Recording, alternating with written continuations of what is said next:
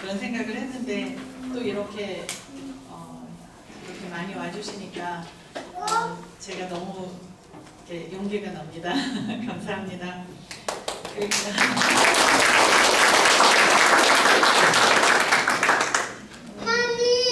이번에 공예를 준비를 하면서 주님께 계속 여쭈었는데요. 어떤 주제를 가지고 어떤 말씀을 가지고 제가 나누기를 원하십니까? 그렇게 계속해서 주님께 여쭤봤을 때 주님께서 주신 감동이 바로 사도행전 저희가 같이 읽었던 3장의 말씀이었습니다. 그러면서 저희의 사역, 지금까지 걸어왔던 저희의 사역을 한번 되돌아보는 그런 시간을 한번 가지면 어떨까라는 그런 감동을 주셨습니다. DFI가 시작된 거는 2012년 1월에 시작돼서 등록은 5월에 했습니다. 그래서 지금 13년째고요. 작년이 12년째였고 내년에는 14년을 지금 가고 있습니다. 근데 제가 UN 직원으로 있을 때 IT를 가게 됐고 또 예수를 믿지도 않는 사람이 세례를 받게 되었고 그때 또 성령이 임해서 성령께서 저에게 UN이라는 직업을 내려놓고 IT를 가서 이제 과부와 고아를 돌보라라는 그런 부르심을 주셨습니다. 저는 제 평생 꿈꾸는 게 UN에서 일하면서 정말 전 세계의 어려운 사람들을 다 돕고 다니는 게 제 꿈이었는데 그리고 그 꿈이 이루어졌는데 근데 사실 가보니까 어려운 사람을 돕는 조직은 아니었어요. 그 이제 유엔의 그 단맛이라는 게 있지 않습니까? 어디를 가도 유엔 직원이라고 하면 사람들이 지나가다 말고 와 유엔 직원! 그리고 월급도 많았고 그래서 제가 꿈꾸던 사람을 돕는 직업은 아니었는데 그 유엔의 직책과 사람들이 이렇게 저를 보면서 대단하다 하는 거에 이제 속아서 그 유엔을 내려놓고 싶지 않았는데 주님께서 결국은 이제 내려놓게 하셨습니다. 그래서 제가 IT를 돌아가는데 이제 여러분들께서 아마 새롭게 하소서나 이런 간증에서 이미 다 들으셔서 아시겠지만 다들 제정신이 아닌 사람으로 생각을 하셨습니다. 근데 저라도 그랬을 것 같아요. 그리고 저희 아버지께서는 금식을 하셨습니다. 그러면서 내 딸 아니다. 이제 빨리 돌아가라. 막 이러셨는데 그 정도로 이렇게 이해하지 못할 만한 그런 충격적인 사건이었고 또 모든 사람이 볼 때 사실 제가 좀 철이 없는 사람으로 보였을 것 같습니다. 근데 그래서 이제 제가 너무 실망했어요. 내가 뭔가 잘못 생각했나? 제 부르심을 의심을 하고 바로 옆 나라에 이제 도미니카로 넘어가서 거기에서 한인 그 비즈니스맨을 만나서 그분 밑에서 제가 일을 시작을 했습니다. 먹고 살아야 되니까. 그런데 제가 이제 이 얘기를 드리는 이유는 제가 저희 부르심이 어떤 부르심이었고 어떻게 시작되는지를 오늘 자세히 보는 게 굉장히 중요하겠다. 우리의 정체성을 한번 짚어보는 게 굉장히 중요하겠다라는 마음을 주님께서 주셨기 때문입니다. 그래서 도미니카에 가가지고 그분들하고 일을 하고 있는데 이분들은 크리스찬들이셨어요. 그런데 이분들이 모이면 항상 얘기가 어떤 목사님, 어떤 설교사님들에 대한 욕을 하는 게 일이었어요. 항상 어쩌고 욕을 했어요. 그래서 저는 그냥 앉아서 같이 점심을 먹는데 어느 날 어느 기업인 지금 이제 제가 그 기업이 다른 대기업으로 넘어가가지고 그 기업이 굉장히 큰 기업이 됐죠. 하이마트가. 근데 원래 그 기업을 하셨던 분이 부도를 내고 도미니카로 도망을 오셨어요. 40대였어요 그때 그분이. 그래서 그분이 이제 도미니카로 오셔가지고 거기서 사업을 하면서 도미니카 인으로서의 이제 신분을 이제 뭐 이렇게 획득하고 그러고 계셨는데 그분이 14살짜리 여자애를 사고 파는 얘기를 하는 거를 제가 들었습니다. 그래서 제가 왜 14살이냐 법적으로 옳지 않다. 18살 이상이어야 된다. 그러니까 저한테 뭘 모르는 소리 하지 마라. 그러니까 도미니칸 법에 18살이 안 돼도 부모가 허락을 하고 그리고 결혼을 해주면 12살도 상관이 없고 13살도 상관이 없습니다. 도미니칸 법이. 그래서 이분이 그 14살짜리 아이를 100불을 주고 부모한테 돈을 주고 사오는 그런 얘기를 하고 있었습니다. 그러니까 굉장히 다용도로 쓰이는 거죠. 밤에는 그런 여자로, 그리고 이제 살림도 하고 청소도 하고 이제 다용도로 이렇게 그런 아이를, 그리고 또 예뻐야 되고 젊어야 되고.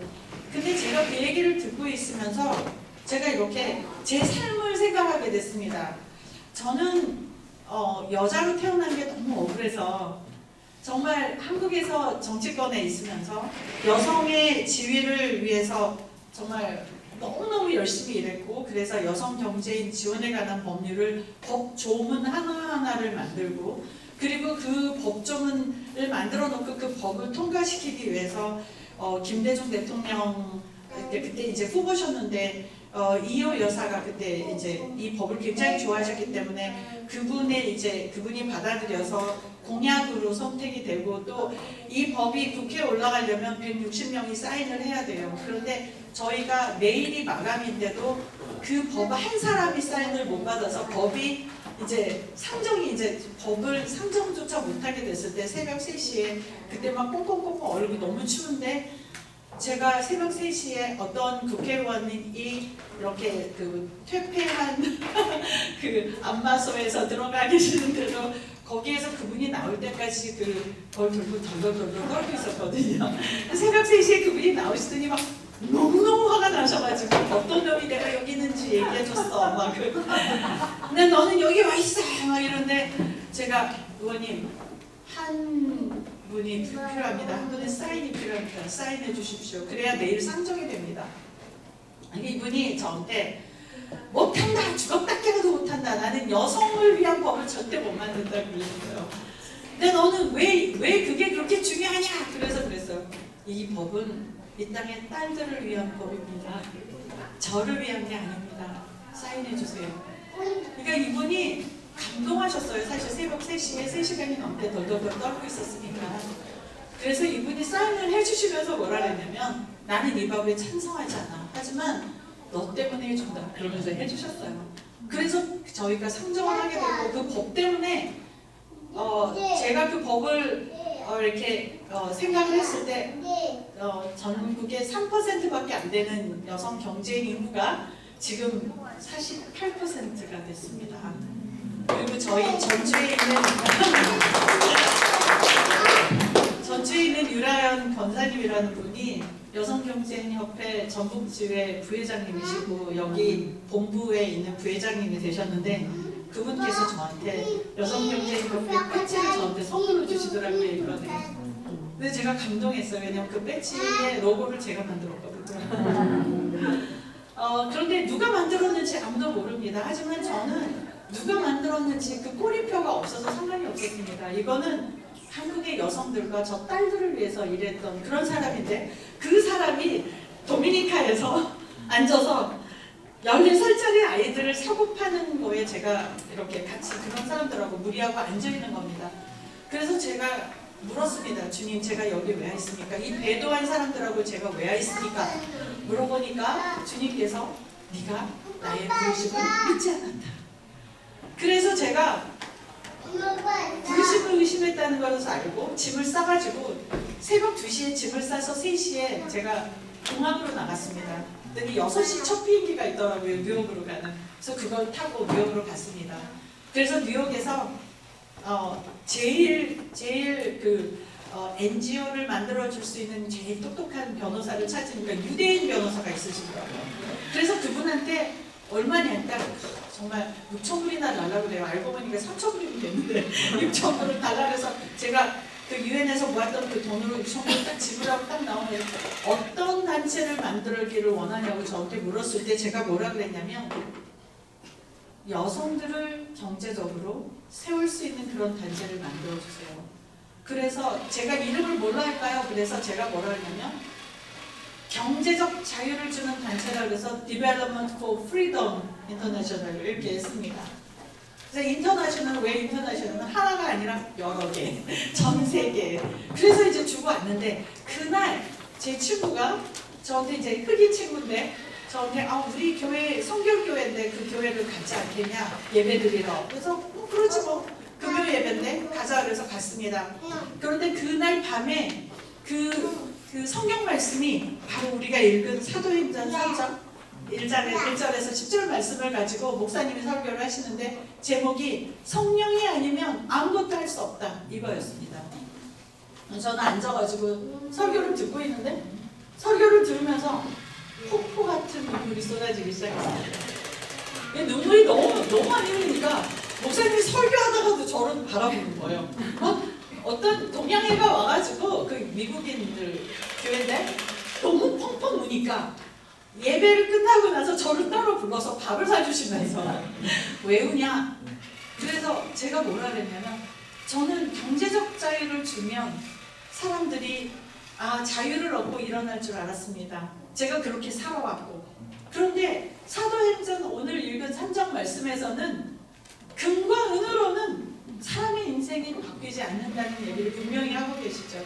이 날 때부터 이 안진뱅이였던 이 사람은 이 사람이 날 때부터 안진뱅이였기 때문에 할 일이 아무것도 없었기 때문에 자기 힘으로 구걸도 할 수 없어서 사람들이 떼내서 성전 앞에다가 딱 앉혀놓습니다.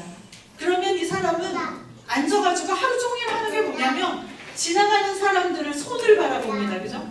그러면서 한 푼 달라고 이렇게 손을 내미는 거 아닙니까?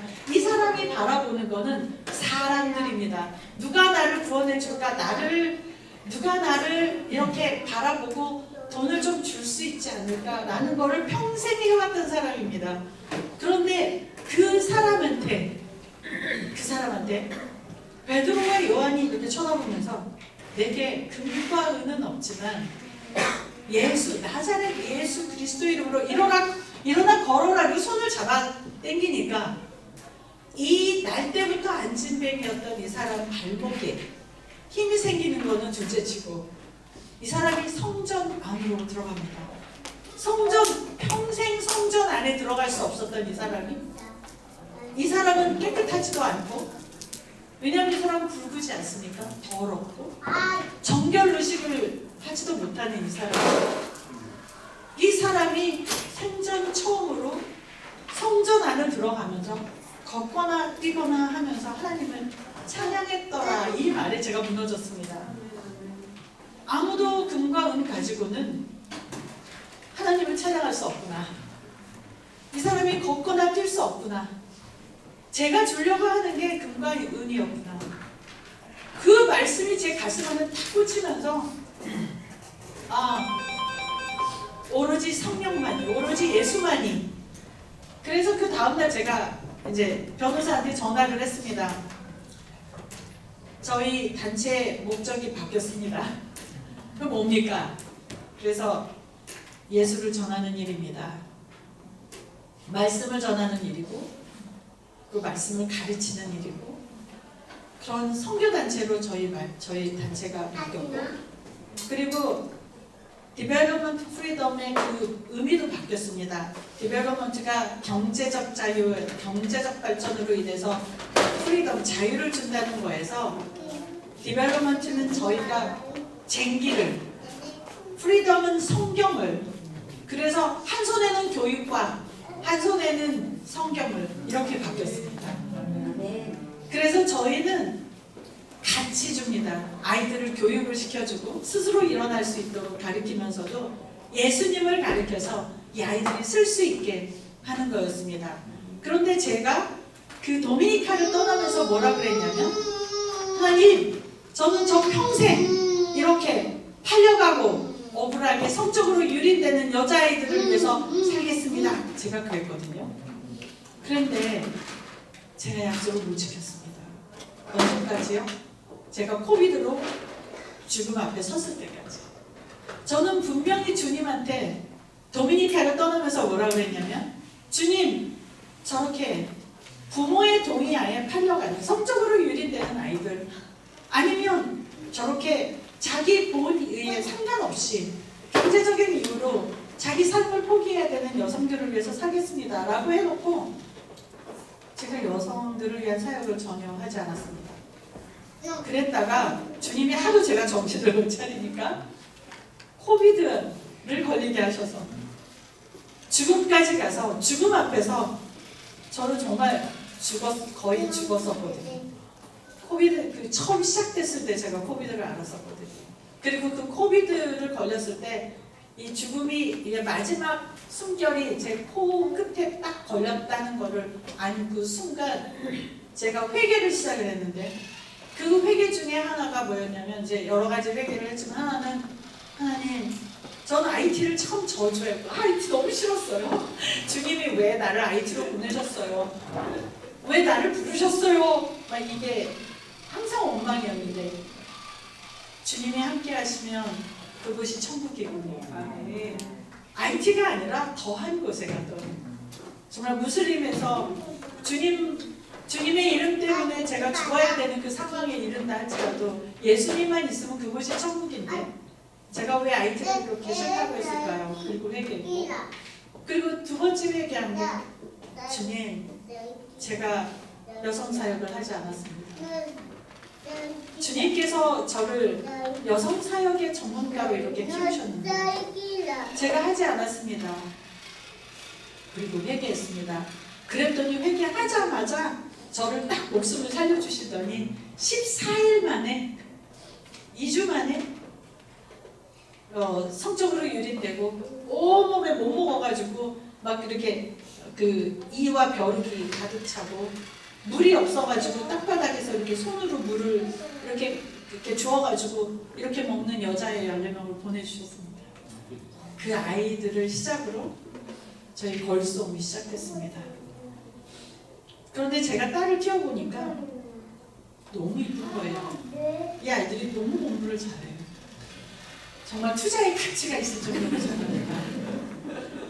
근데 이렇게 제가 그때까지 여성 사역을 안 하고 이제 제가 처음으로 다시 돌아갈게요.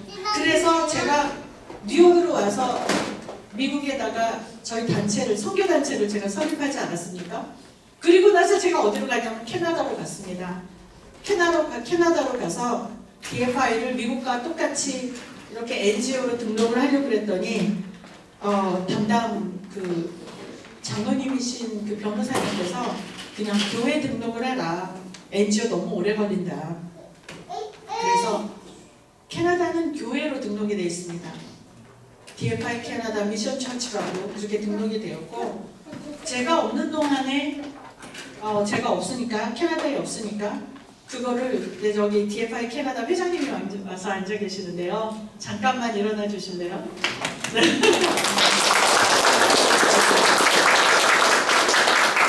저희 셋째 오라비이십니다. 네, 가족끼리 다 해먹고 있습니다.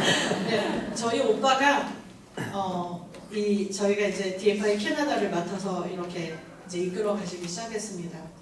그런데 또 DFI 코리아를 제가 만들려고 했는데 만들어지지 않았습니다.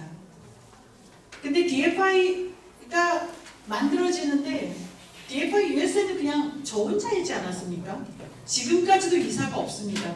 이사를 놓고 저희가 기도를 해야 되는데 DFI 캐나다는 저희 오빠가 이렇게 맡아서 이제 하시지 않았습니까? 근데 그때부터 시련이 닥치기 시작했습니다. 어떤 시련이었냐면 그냥 완전히 그 뿌리조차를 뽑아버리려는 시련이 닥쳤습니다. 캐나다 안에서, 토론토 안에서. 오빠의 가족들과 그 부인과 오빠와 그 DFI를 섬기는 모든 분들이 어느 교회를 가야 할지를 모를 정도로 완전히 그 음모와 모함과 그런 아주 어려운 지경에 처하시게 된 겁니다. 왜냐? 사단이 싫어하니까. 그래서 DFI 캐나다가 그렇게 흔들리고 오빠가 제 때문에 또 예수님 이름 때문에 IT라는 이름 때문에 엄청난 모함과 그런 비난 속에 있었는데도 불구하고 DFI 캐나다를 지금까지 지켜오셨습니다.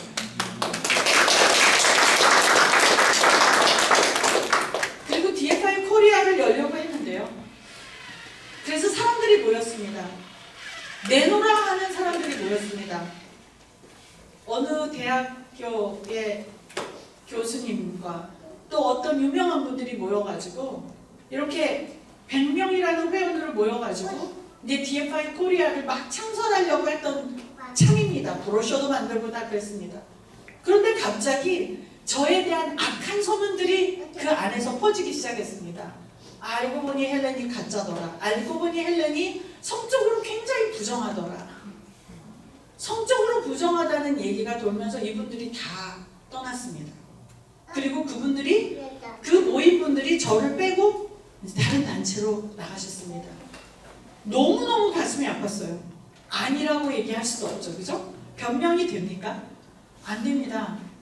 그리고 축복해드리고 나갔습니다. 그리고 이제 두 번째 DFI 코리아를 만들려고 했더니 또다시 다 떠나셨어요. 그리고 세 분이 나오셨습니다. 우리 여기 계시는 부회장님, 우리 윤청부님, 그리고 우리 회장님도 계시는 우리 정울기 목사님. 정울기 목사님은 정말 억울하세요, 사실은. 왜냐, 제가 신학교 공부를 하는데 신학교 첫날 제가 강의실에 딱 들어왔는데 저희 교수님으로 오셨어요. 미국에 있는 신학교에. 근데 저를 딱 보시더니 되게 어리버리하다. 이래가지고 무슨 신학을 하겠냐, 설교를 하냐. 갑자기 저를 데리고 저기 성경 공부 좀 해야 쓰겠어. 교수님이 저를 데리고 매일 밤에 제가 그때 한 뉴저지에 있는 장로님, 권사님 댁에 머물고 있었는데 교수님이 학교만 끝나면 저희 집으로 오셔가지고 권사님, 장로님하고 저를 셋을 앉혀놓고 성경 공부를 시키셨어요. 매일 밤. 하루는 12시가 넘어가니까 주무시고 가셨어요. 외박을 하셨습니다. 이번에 따님을 만나니까 저희 아버지 인생에 외박이 처음이셨던 것 같아요. 무단 외박. 그렇게 해서 코가 끼셨습니다. 우리 부회장님은 학교 후배라는 이유로 제가 학교 후배라는 이유로 코가 끼셨고, 여기 계시는 분들이 아까 우리 이병호 장로님께서 말씀하신 대로 서로 모르는 사이인데 만나셨습니다. 그리고 이 DFI 코리아를 하는 과정에서 눈물 나는 일들이 참 많았습니다. 어려운 일 참 많았습니다. 그런데 이분들이 이게 무슨 먹고 살 일입니까? 여기서 무슨 돈이 나옵니까? 월급 받으세요, 회장님? 그런데 너무 열심히 하시는 거예요. 너무 열심히 하시는 거예요. 제가 너무 미안하고 죄송할 정도로. 그런데 선교사인 제가 능력이 있고 정말 막 말씀이 출중하고 뛰어난 선교사냐? 전혀 아닙니다. 오히려 호주에서도 DFI 호주라는 게 만들어졌는데, 호주를 만들 때도 그때도 또 코가 끼신 목사님이 한 분 계시는데, 권우영 목사님은 삼성에서 IT 전문가세요.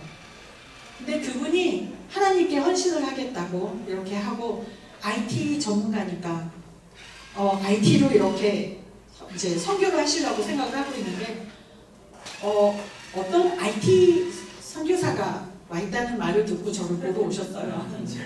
제가 IT 컴퓨터 전문가인 줄 알고 보러 오셨어요. 그런데 와서 보니까 컴퓨터 컴자도 잘 몰라. 그런데 그렇게 해서 코가 끼셔가지고 호주에서 저희 후원회를 시작하셨습니다.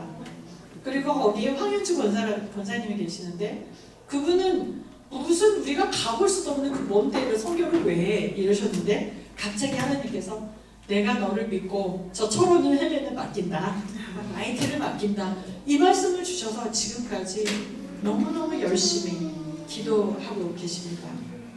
여기 또 캐나다 에드먼튼에서 그 먼 데서 우리 권사님, 장로님 와주셔서 감사합니다.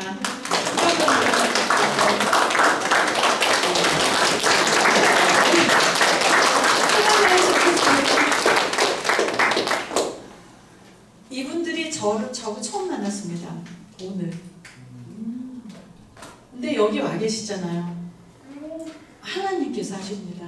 아멘. 제가 똑똑해서도 아닙니다. DFI 호주가 깨질 위험에 처했었습니다. 또다시 소문이 났습니다. 헬렌이 부도덕하다, 헬렌이 성적으로 또 부도덕하다 막 이런 얘기가 돌았습니다. 근데 그때 황현주 권사님이 그분들한테 하신 말씀이 있습니다. 네, 맞습니다. 헬렌 참 부족해요. 제가 봐도 철이 없어요. 그런데 그래서 저희가 있어줘야 합니다. 제가 그래서 저희들이 기도해야 됩니다. 저희는 그 부족한 선교사가 넘어지지 않도록 중보하는 역할을 해주려고 모여 있습니다. 혹시 같이 하실 거면 계시고 아니시면 나가주셔도 좋겠습니다. 황 권사님이 그렇게 기도로 저같이 부족한 사람을 지금까지 지켜주셨습니다. 제가 어느 날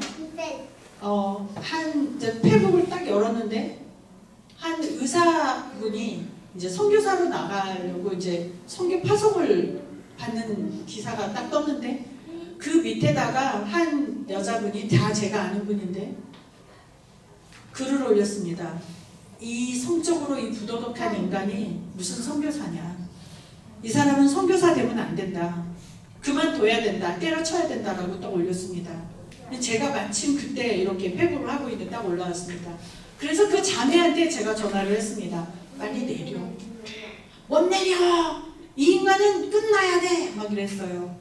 근데 제가 뭐라 그랬냐면 하나님께서는 한 선교사를 키우기 위해서 40년, 50년을 투자하십니다. 그 선교사를 의사로 만들어서 그 철없는 선교사, 그 사람이 선교사까지 나가기 위해서 얼마나 많은 투자를 하셨는지 모릅니다. 하나님께서 저한테 엄청난 투자를 하셨습니다. 저는 몰랐는데 제가 저희 엄마 뱃속에 있을 때 저희 어머니는 사단이 저를 싹을 끊어버리려고 유산시키려고 했습니다. 그랬는데 3개월이 됐을 때 유산을 시키려고 병원에 가야 되는데 돈이 있어야 가잖아요. 그런데 저희 친할아버지께서 갑자기 월급 나오셔가지고 저희 아버지 월급을 10원 한 장도 안 남기고 봉투째 가져가시는 겁니다. 그러니까 아빠가 돈을 줄 수가 없어서 그래 다음 달에 가자. 4개월 괜찮아. 그래서 한 달이 넘어갔습니다. 4개월째 이제는 아버지가 돈을 줘서 제가 이제 유산이 돼야 되는데 4개월째 또 할아버지가 오신 겁니다. 4개월째 또 월급을 다 통째로 들고 가셨어요. 그래서 아빠가 못 오셨어요. 그거를 3개월을 하셨습니다. 그리고 나서 다시는 안 오셨어요.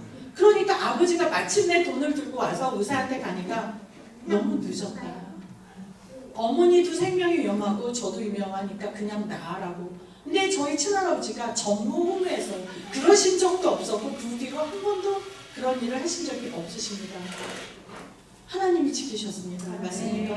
하나님께서는 한 사람을 그 선교사로 세우기 위해서 뱃속에 있을 때부터 케어를 하시는 거죠. 그 의사 선교사님은 그렇게 문제를 일으키고 가셨습니다. 그리고 마음대로 하라 그래 막 저한테 그러시더라고요. 그래서 아니요 선교사님. 선교사님은 연예인 아니시잖아요. 빨리 그 자매한테 전화해서 미안하다고 하시고 이거 수습하시고 페북에서 내리게 하세요. 그리고 그분이 선교사로 나가셨는데 유명하신 분이었지만 좀 껄렁하셨죠. 그런데 이분이 딱 그 선교지에 가는 순간부터 하나님께서 그분이 화려하게 꾸며놨던 재정적으로 다 돌봐줄 조직이 다 있었고 할 일이 다 있었던 건 다 깨셨어요. 다 깨셨어요. 그리고 완전히 빈털터리로 만드셔가지고 그 선교사님이 그 바닥에서부터 가정이 얼마나 소중한 것을 배우시면서 선교사로 태어나셨습니다. 하나님이 하시는 일입니다. 하나님께서 그 선교사를 키우셨고 그분은 지금 어느 큰 교회 목사님이 되어 계십니다. 하나님이 하시는 일. 저같이 부족한 사람도 그렇게 하나님께서 이끌어 주셨습니다. 그런데 어느 날 제가 기도를 하는데 하나님께서 다시 이 사도행전 이 말씀을 또 주셨습니다. 그러면서 뭐라고 하셨냐면 헬렌 IT가 이 안진뱅이다. IT는 태어났을 때부터 노예국가로 시작되지 않았습니까? 태어날 때부터 안진병이었다. 그래서 이 노예국가로 태어난 IT가 스스로 쓸 수 없어서 스스로 혼자서 뭔가를 할 수가 없으니까 다른 강대국이나 다른 나라들이 떼매고 다니고, 그리고 자기 스스로 돈을 벌 수가 없으니까 사람들한테 손을 내밀면서 누가 미국에서 도와줄까? 한국에서 도와줄까? 이 나라가 일어나서 스스로 걷거나 뛰거나 할 수 있는 것은 예수밖에 없다, 성령밖에 없다 라고 저한테 말씀하셨습니다. 그래서 하나님께서 처음에 이 말씀으로 저를 IT로 부르셨고, 그리고 그 다음에 제가 어느 정도 귀가 열렸을 때 주님께서는 다시 이 말씀을 주시면서 IT가 이 안전뱅이야, 성령이 아니고서는 이 나라 바꿀 수가 없다, 이렇게 얘기하셨습니다.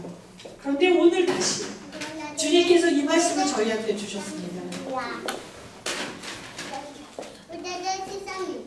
안진뱅이, 영적으로 우리가 안진뱅인지 한번 생각을 해보기를 원합니다.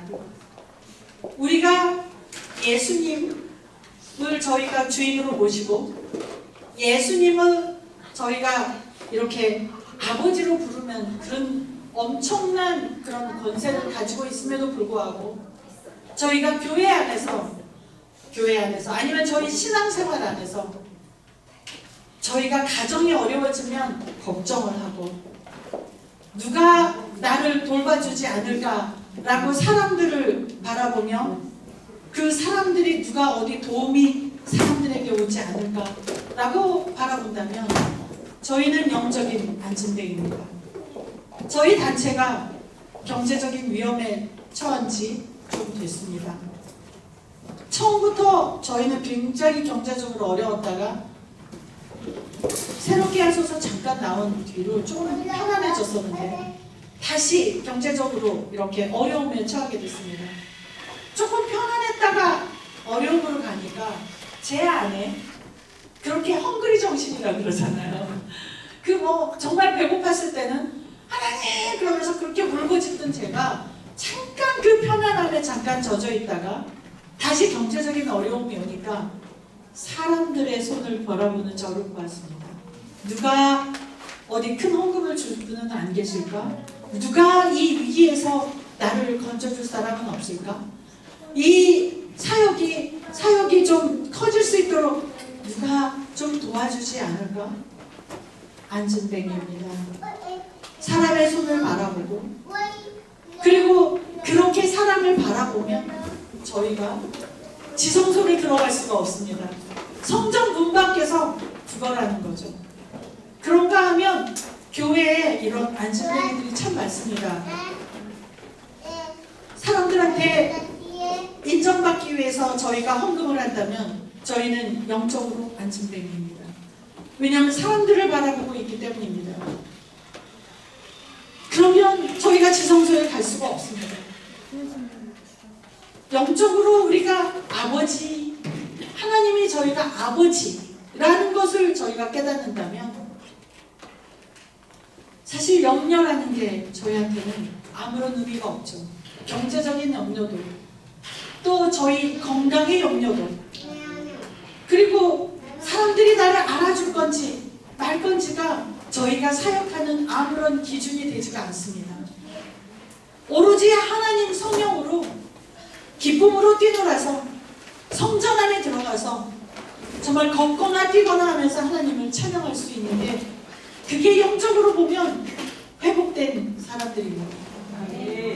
그런데 우리가 만약에 이 경제적인 어려움을 사랑의 힘으로 이렇게 극복을 할까라고 생각을 한다면, 그렇다면 저는 영적으로 안진뱅이입니다.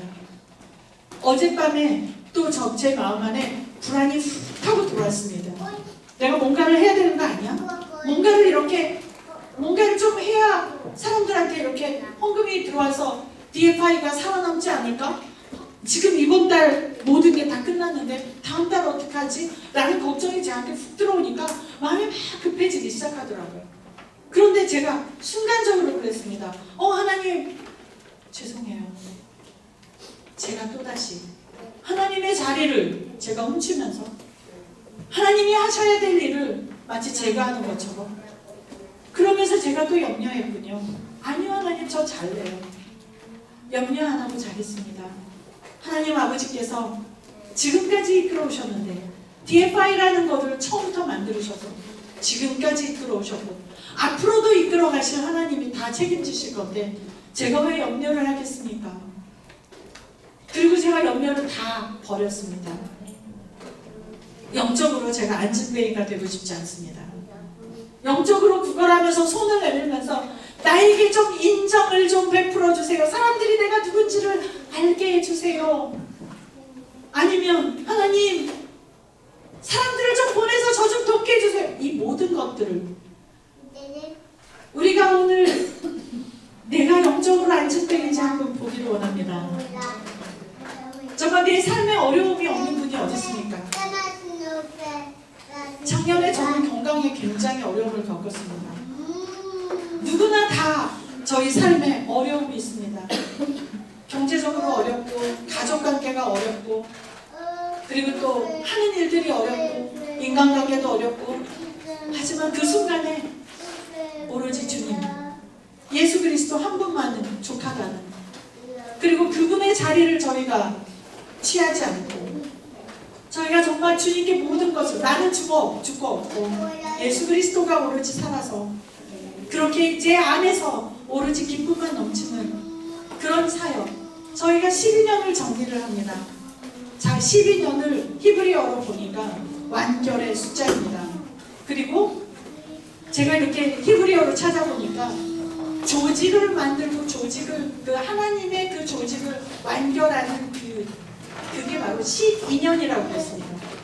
저희가 작년까지 그 12년을 겪어오면서 DFI 코리아, DFI 캐나다, DFI US, DFI 오스트랄리아 이 모든 조직들 IT 게다가 도미니카까지 주님께서 12년을 이렇게 이끌어 오시면서 DFI 헤이리의 조직을 완결하게 하시면서 그 12년의 완벽함을 이루셨습니다.